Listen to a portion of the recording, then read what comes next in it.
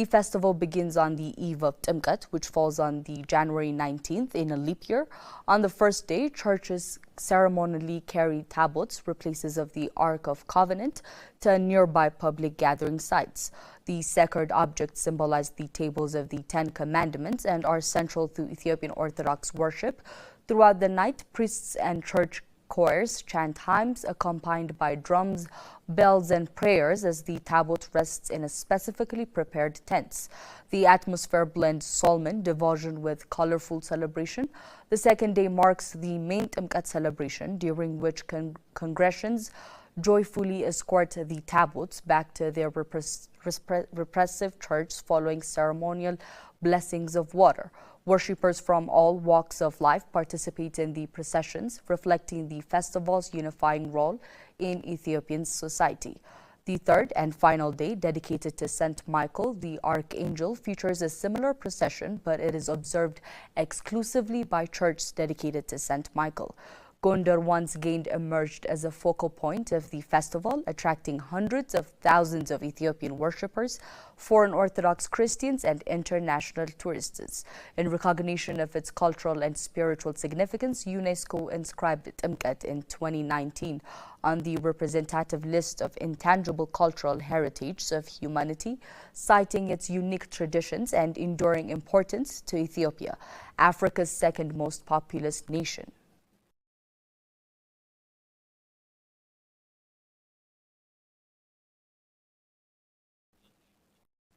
Ethiopia has been hailed by ambassadors and senior officials of international organizations as a nation of extraordinary religious and cultural richness whose ancient traditions offer profound spiritual and cultural experiences the world should witness firsthand. These remarks came during the grand celebrations of Katara, the solemn eve of Timket, Ethiopian Epiphany, in the historic city of Gondar.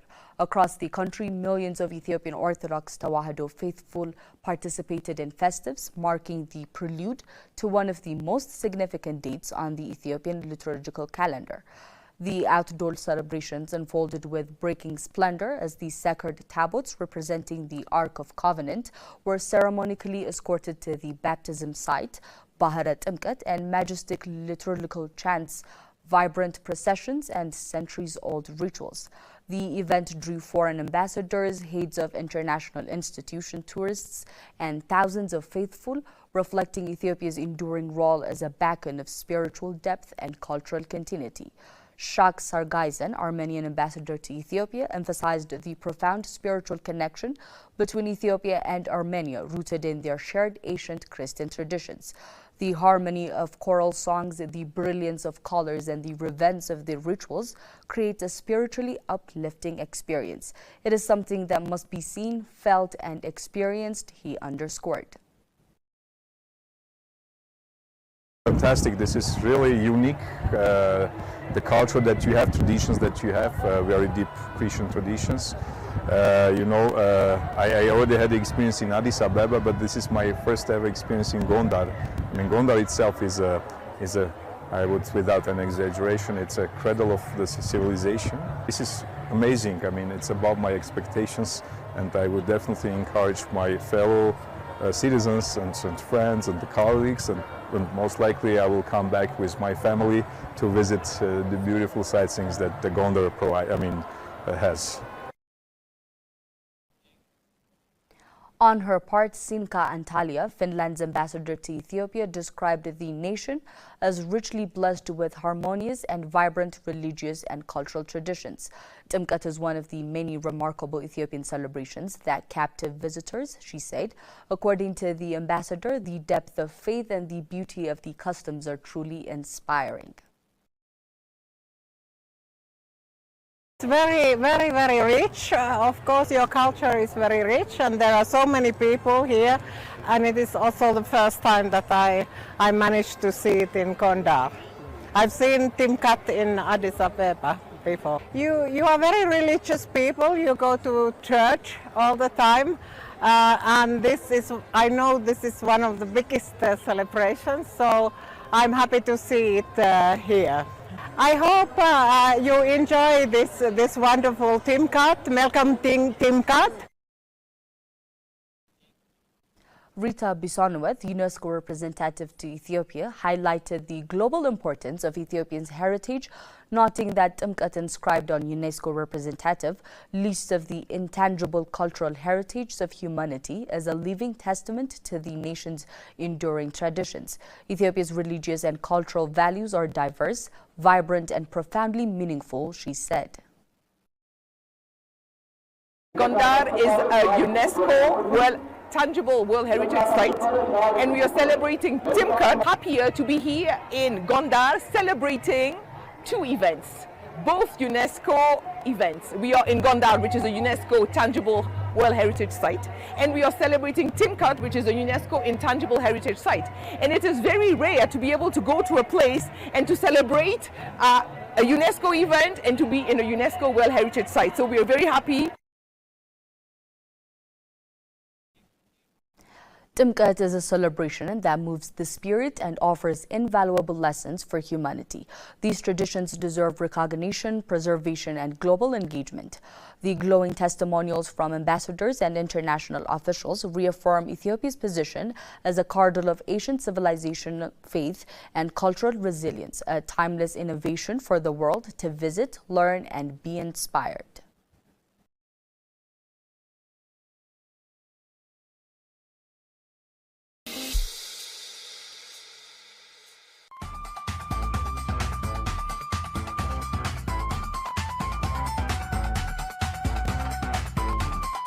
In Ethiopia, more homes and businesses now have access to electricity. Access to power supports education, healthcare, and local businesses. Light changes lives.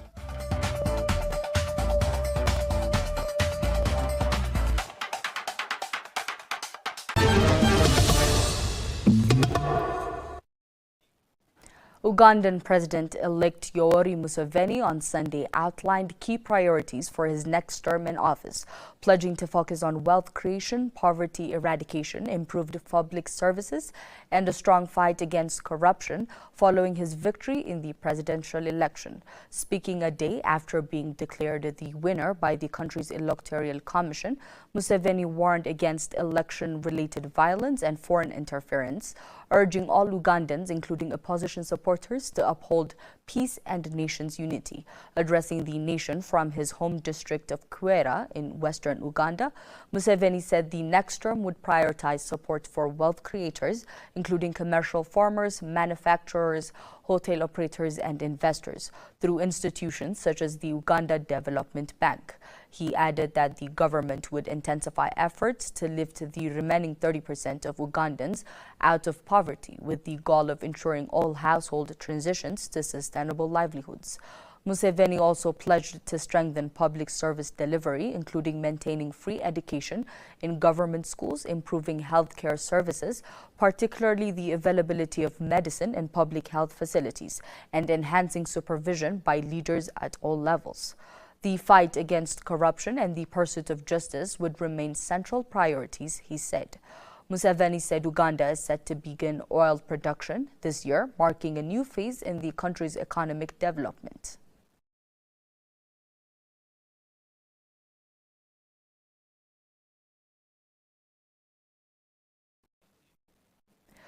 What sustainable maize research means for food security in West Africa insights from UNESCO fellow Dr. Pearl Abu. The recent recognition of Dr. Pearl Abu, senior literature at the University of Ghana and team lead for maize at the West African Center for Coup Improvement, WACCI, as a recipient of the 2025 UNESCO Equilateral Guinea Fellowship for Young Women Scientists, highlight the growing impact of her work on food security in West Africa.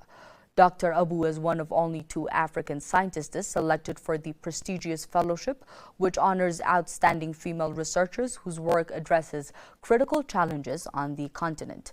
Her research focuses on developing high-yielding, nutrient-rich and climate-resilient maize varieties, reinforcing the global relevance of sustainable agriculture to food and nutrition security.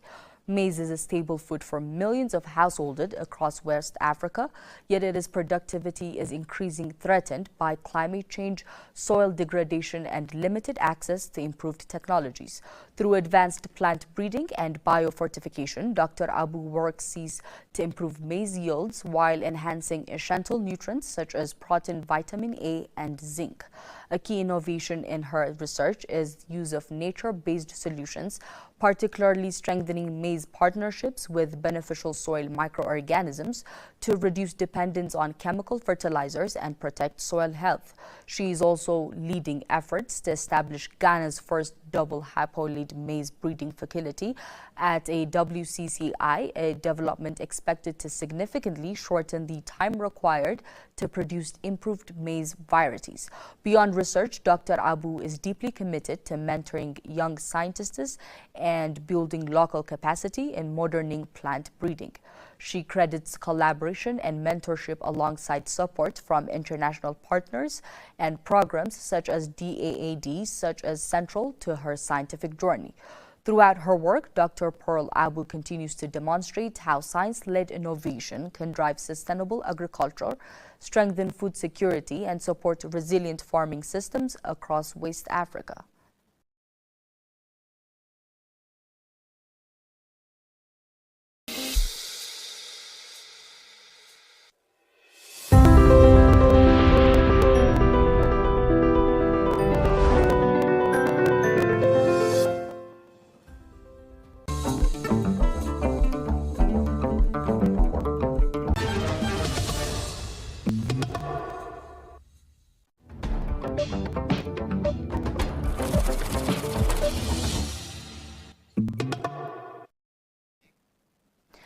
Heading to business news, Libya's central bank devalued by a dinar by 14.7% against the International Monetary Fund's IMF's special drawing rights (SDR) on Sunday, citing falling oil revenues and growing economic pressures. The bank said the decision was made during the first board meeting of 2026 on Wednesday, following recommendations from the Monetary Policy Committee after the devaluation. The exchange rate stands at a 0.1150 SDR per dinar, down from 0.1348. The bank cited political divisions, a global drop in oil prices, the absence of a unified national budget, and rising public spending as the reasons for the move. It is said the devaluation was necessary to protect financial stability. The SDR is an international reserve asset created by the IMF. Its value is based on a basket of 5 major currencies: the US dollar, euro, Chinese yuan, Japanese yen, and British pound. Separately, Prime Minister Abdul Hamid Dibaba announced a $2.7 billion project to expand the Misurtia Free Zone Port Terminal, financed by foreign investors rather than the state budget. The project aims to raise the port's capacity to about 4 million containers a year. Dibaba said the expansion would help make Libya a regional logistic hub while modernizing infrastructure and generating long-term revenue from state assets.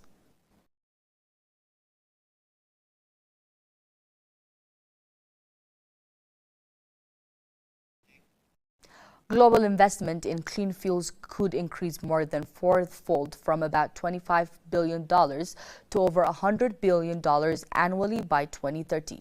According to a new report by the World Economic Forum, WEF, the report highlights clean fuels as a driver of the global energy transition, with the potential to boost energy security, create jobs, and reduce emissions in transport and industry. Clean fuels include biofuels, biogases, hydrogen derivatives, synthetic fuels, and lower carbon fossil fuels. Despite for just over 1% of global clean energy investment today, momentum is growing, supported by initiatives such as the Ballum 4x Pledge, where more than 25 countries committed to quadruple clean fuel production and use by 2035. WEF notes that achieving these ambitions will require coordinated action across policy, finance, and industry to overcome barriers such as high upfront costs, uncertain demands, and fragmented value chains. The report, developed with Bain and Company, also launched a digital playbook featuring case studies to help accelerate commercially viable clean fuel projects worldwide.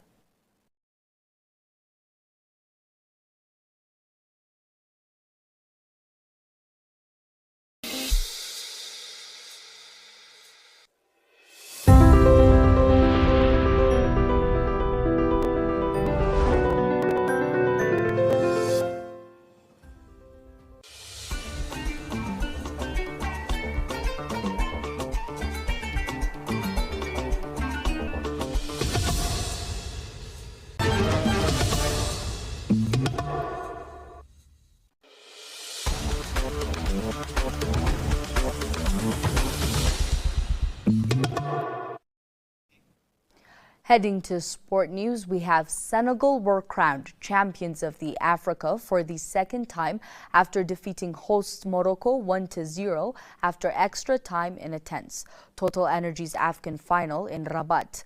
The decisive moment came 3 minutes into extra time when Pape Gueye unleashed a powerful left-footed strike from the edge of the penalty area to break Moroccan hearts. The goal followed a swift Senegal counter-attack with Idrissa Gana Gueye releasing Papa Gueye, who showed composure and precision to beat goalkeeper Yassine Bononou. Morocco had earlier been handed a golden chance to win the match late in the regulations time after a VAR-awarded penalty, but Edouard Mendy saved Barham Dey's effort. The final was evenly contested, with Senegal starting strongly and forcing Bononou into several first-half saves, including stops from Gueye and Limane Ndiaye. Morocco responded after the break, pressing forward and creating chances through Ayoub El Kabi and Youssouf En Nasir, but logged a decisive finish. Despite let pressures and near misses, Senegal defeated with discipline and maturity, with Mendy again proving critical in goal. The final whistle confirmed a historic triumph for the Teranga Lions, sealing their second AFCON title and cementing their place among Africa's football elite.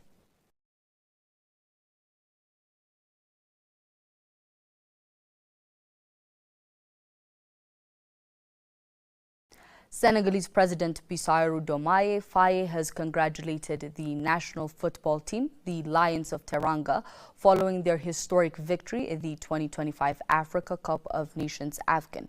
Reacting after the dramatic final, President Faye said the team had fulfilled the mission entrusted to them when they carried the national flag into the tournament. He praised the players for raising Senegal to the very summit of African football after what he described as an epic and hard-fought match.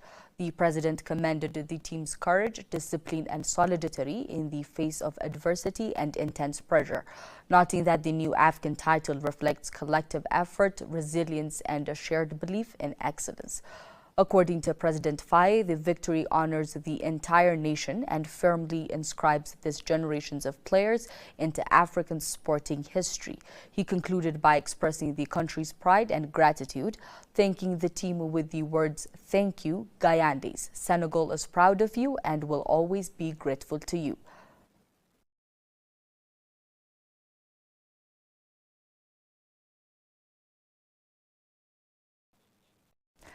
Let's take a look at the weather forecast across Africa.